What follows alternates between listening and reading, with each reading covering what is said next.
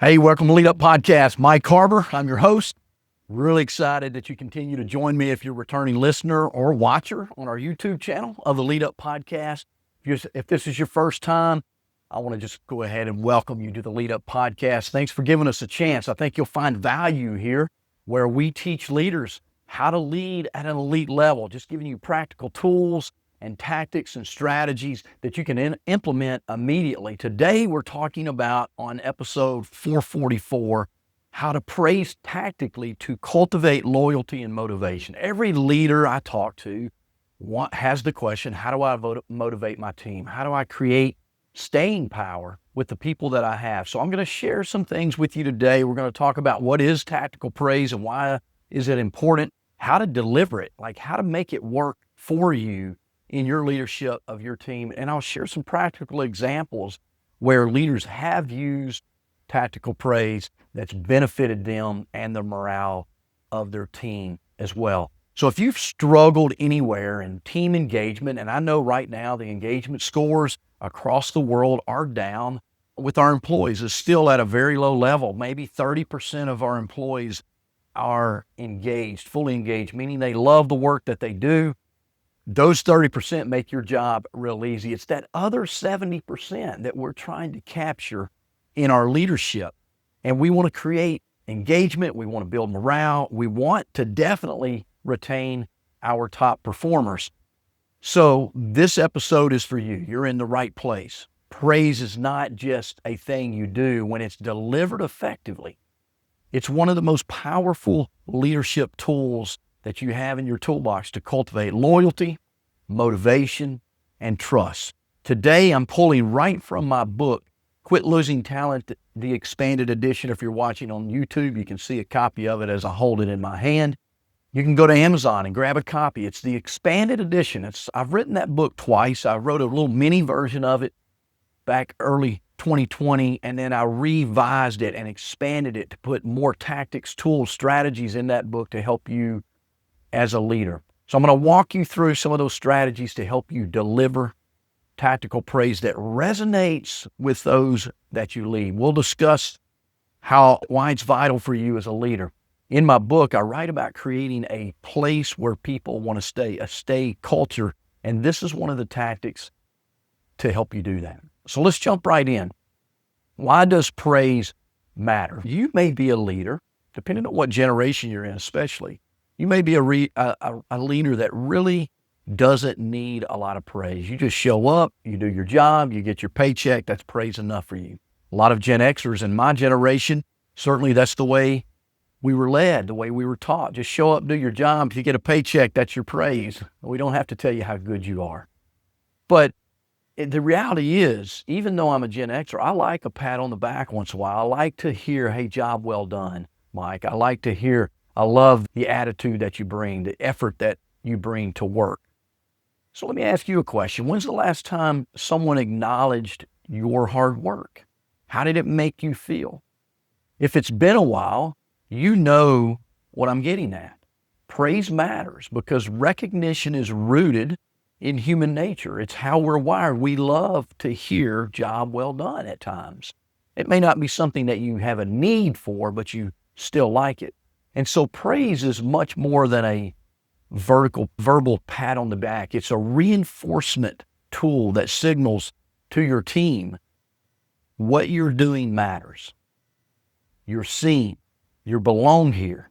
When you feel valued, when people feel valued, engagement levels surge. Your engagement as a leader, your engagement in the work that you do, the engagement of your people matter. In our research of writing that book, Quit Losing Talent, and you can go find this anywhere, the number one reason an employee decides to stay with you in your organization is, do they feel valued? Do they feel seen? Do they feel important enough to be praised by the organization? 69% of employees say they would work harder if their efforts were better recognized. Even more striking, employees who feel valued are 60% more likely to remain with the organization over the long haul. Those are real numbers. Those are big numbers. And if you're in a place that's trying to reduce turnover, maybe you're part of an organization that has high turnover, low retention rates, You could be a leader that makes a difference in that just with your team. Focus on your team. Focus on those that you lead. Reduce the turnover in your department. Guess what? People will start asking you, hey, what are you doing? You can say, hey, I listened to this podcast, Lead Up Podcast. They gave me some great ideas. But more than that, you don't have to give me credit. You take the credit. I'm implementing these ideas for tactical praise. I love what Ken Blanchard once said. He said, catch someone doing something right and praise them for it. When you focus on what's going right, you're igniting a cycle of trust and performance that's hard to break. Here's the catch, though. Not all praise is equal. Vague or inconsistent praise can come across as superficial or insincere, leaving employees feeling unmotivated. Tactical praise, on the other hand, is intentional, it's specific, it's genuine, it's timely. You can find out more about what I call toxic praise in my book. I don't want to dive too deep into that, but we're talking about how do you prevent toxic praise. And believe it or not, when you read in the book, you'll realize that you've practiced toxic praise at times in your leadership. I have too. We mean, but we're delivering it in the wrong way. So let's talk about how to deliver tactical praise. Now that you know why it matters, improving those percentages of engagement, improving those retention percentages, we know that it matters. So how do we do it? How do we do it? Tactical praise isn't about throwing out random compliments or waiting for some grand achievement to occur. It's about making every act of recognition purposeful. 3 key principles to delivering praise that actually sticks. Now, one of the things you need to do before I step off into this is, as a leader, is you got to be committed to being a leader that recognizes and praises your employees. How do you do that? You need to be intentional. When you go into your day, each and every day, look for people doing things right. Look for great effort. Look for great attitudes. That takes intentionality. We get so focused on our to-do list and the things we have to get done that we forget that the people are actually who's getting it done.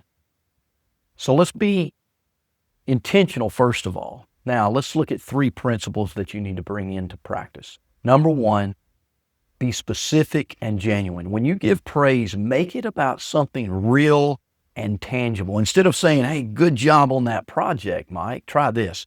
Hey, the way you broke that complex task into manageable steps was impressive. And it helped the team meet our tight deadline. That kind of leadership and collaboration makes a difference here. Job well done.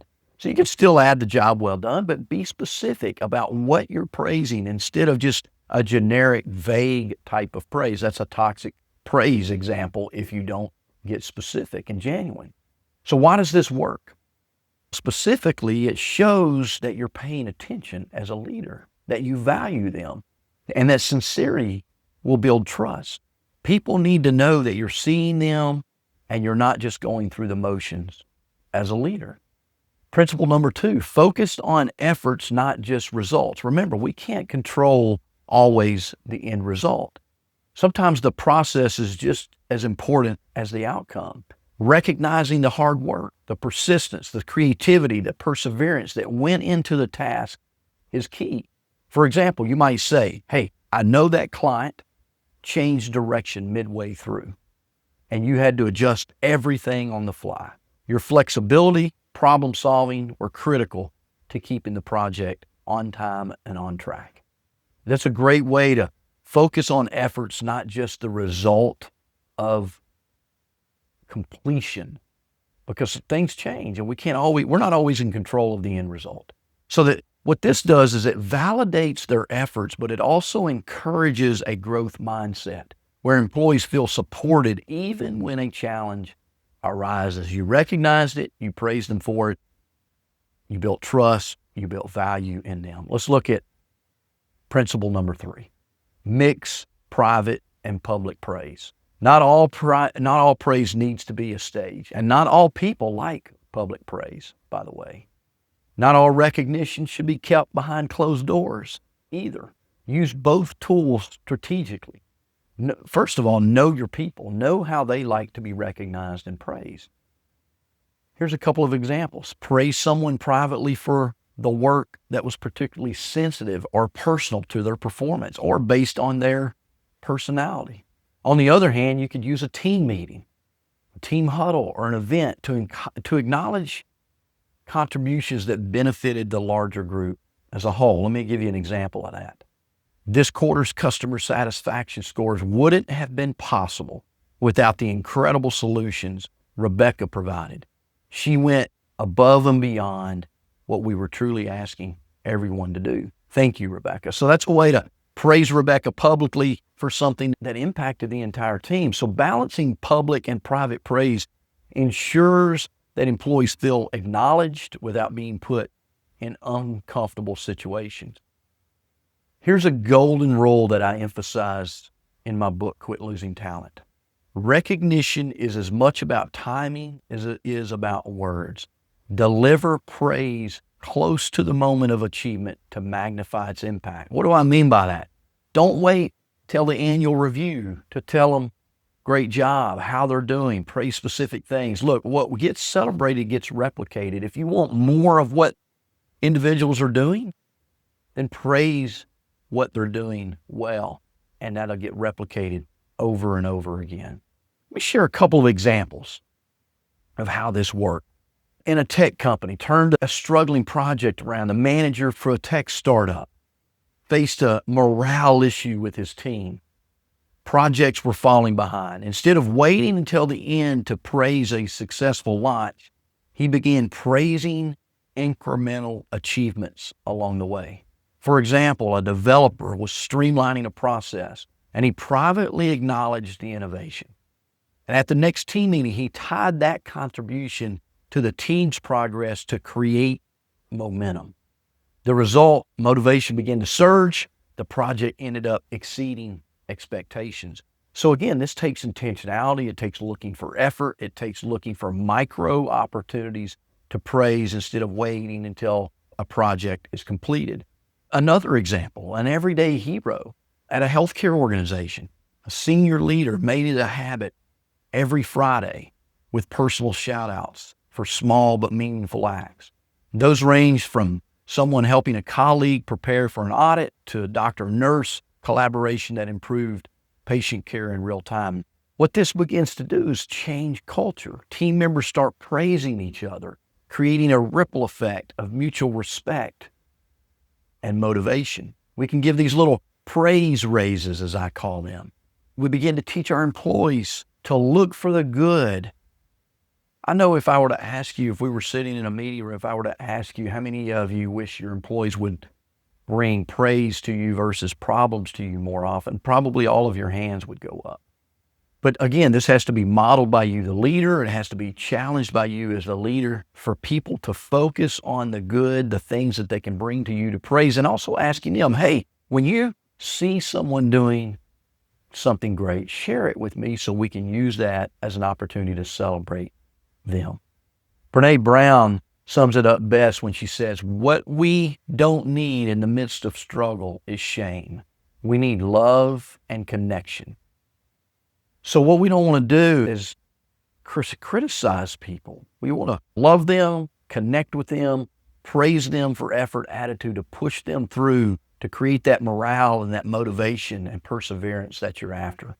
Tactical praise is a tool for you to put in your toolbox as a leader. It creates that connection. It reminds people that their work matters and that their efforts are noticed.